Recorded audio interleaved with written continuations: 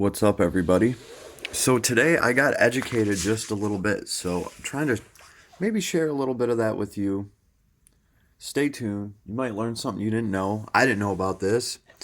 So, as I was going through my little recast freakout yesterday, and I was taking some of my most valuable collectible pieces and I started stripping them of paint so I could see what was underneath to kind of make sure that I wasn't getting recasts of actual valuable models. And we got to this guy.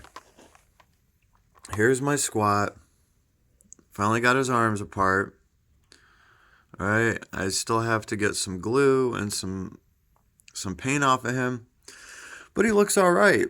But I was looking at him and I was like, for 35-year-old pewter, right? I don't know, because if I compare him to another model, let's say 35 years old. Let me see if I can zoom in with my hand that's not covered in alcohol. You can tell a little bit difference in the material that they're made out of, even though this one's still kind of halfway dirty. And these models are around the same. This one's just a little bit shinier. So I started doing a little bit of research, and pretty much what we're talking about is the difference between a recast and a precast. So to my knowledge, that's what these guys are.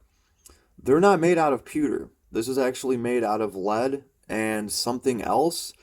It's a little bit more expensive to make, and you get better, finer detail in these models. So they make a model like this, and then this is the model that they use to actually make the mold to then start making pewter models out of them.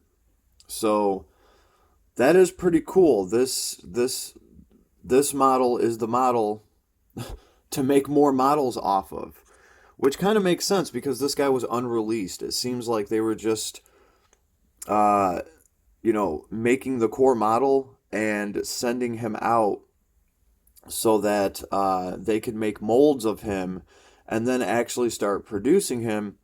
And that never happened with this guy. So it seems like they produced a lot of these precasts, which are a higher grade. They're made out of something that shows more detail. It's like it's a mix of something with lead. I don't recall off the top of my head. I am gonna put gloves on. This does have lead in it, so it's not like I want to file it and get any dust in the air off of it.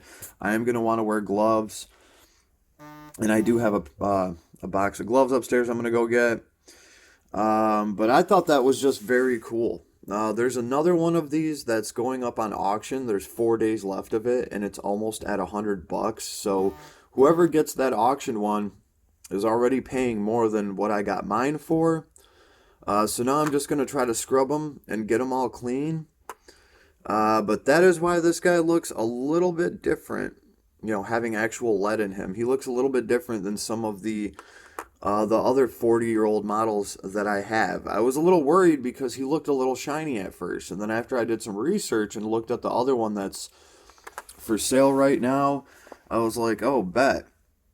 So I decided to strip all the paint off of him. I'm going to have to paint him up real nice just to cover up the lead. Everything looks good so far. This hammer, this is the only thing that actually worries me.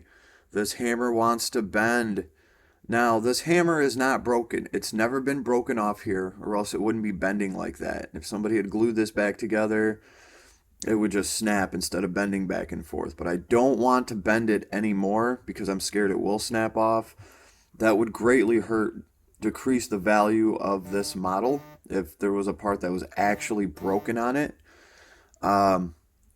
You could say this arm's broken off right now, but it's actually supposed to come off. So I'm going to figure out a way to strengthen this bond here.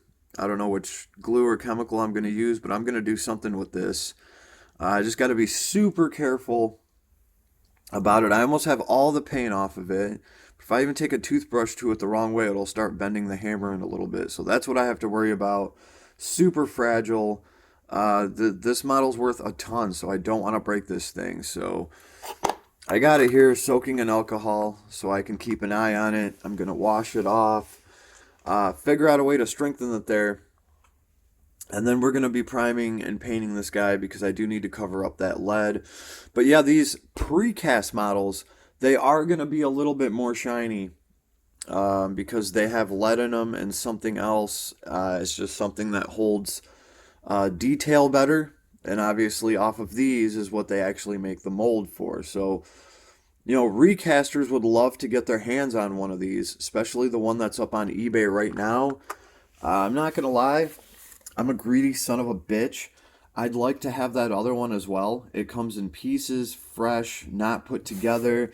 So if I can get my hands on that one, maybe go hunt some people down so that they can't make bids. No, it's got 20 bids on it already, and it's got 4 days to go. So that other one's probably gonna sell for hell $300-400, which makes me happy that I got mine for way under 100. So pretty happy about that.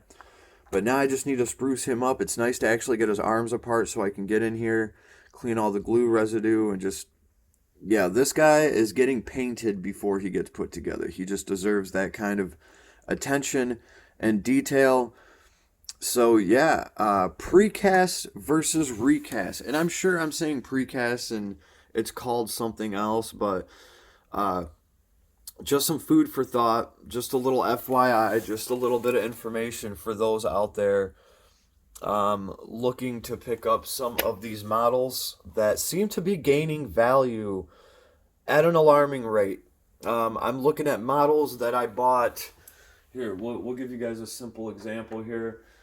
Models that I bought just a few months ago. This guy with a gun, I just wanted him because he's a cool looking squat. He does have some kind of bolter. He's got his shades on. And what's he gripping in his arm? Nothing. He's just making his little squat fist. I think there is a backpack that goes for him. I picked this guy up for $8 just because I just wanted another squat with an actual gun. If they don't have a gun, they're not space squats. I mean, because this guy even almost looks like he's wearing kind of like chainmail armor. Kind of. Who knows what squat armor was like. But he does have that bolter. And I was like, cool, he'll fit in with my other squats. I think he was like $8 to $12. I'm seeing him right now for $45 plus $25 shipping. So you're paying almost $70 for this little squat that I got for, I think, $12 or $14 because it was like $10 plus it was like $6 shipping. It was like $16, something around there. So the price on these varies. If you can find some of these old ones and you can get them for somewhat of a deal, you might be able to turn around and sell them for $50. This guy right here, I know I can sell for a small fortune compared to what I bought him for. I'm not doing it. I'm not doing it though. I'm keeping him. He's one of the best squat looking models ever made. I love what they did with him. I wish they would have made more. And I am going to try to snag up that other one just to be a greedy bitch. Wish me luck, everybody, and I hope you learned something here today. I learned a lot today. So, yeah, precast for the win. Later, folks.